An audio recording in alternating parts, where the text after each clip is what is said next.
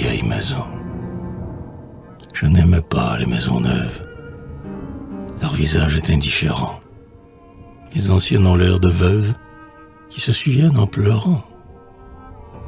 Les lézardes de leurs vieux plâtres semblent les rides d'un vieillard. Leurs vitres aux reflets verdâtres ont comme un triste et bon regard. Leurs portes sont hospitalières, car ces barrières ont vieilli. Leurs murailles sont familières, à force d'avoir accueilli. Les clés s'y rouillent aux serrures, car les cœurs n'ont plus de secrets. Le temps y ternit les dorures, mais fait ressembler les portraits.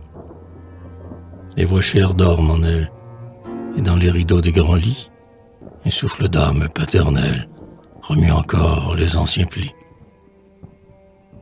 J'aime les âtres noirs dessus, dont l'on entend bruire en l'air les hirondelles ou la pluie, avec le printemps ou l'hiver. Les escaliers que le pied monte, par des degrés larges et bas, dont il connaît si bien le compte, les ayant creusés de ses pas.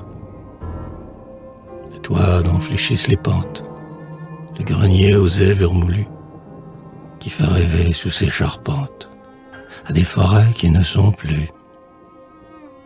J'aime surtout, dans la grande salle, où la famille a son foyer, la poutre unique, transversale, portant le logis tout entier.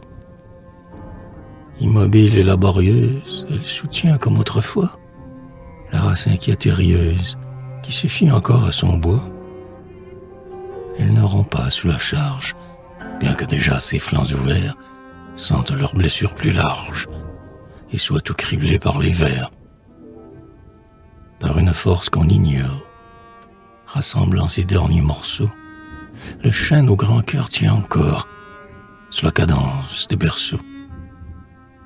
Mais les enfants croissent en âge, déjà la poutre plie un peu. Elle cédera davantage, les ingrats la mettront au feu.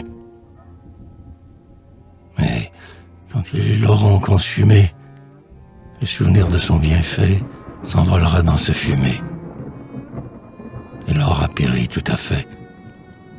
Ses restes de toutes sortes, par se soumet l'autre nous, bien morte, car les choses mortes ne laissent pas de rejetons.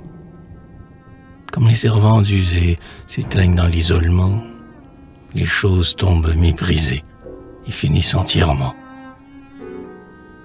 C'est pourquoi, lorsqu'on livre aux flammes les débris des vieilles maisons, le rêveur sent brûler des âmes dans les bleus éclairs des tisons.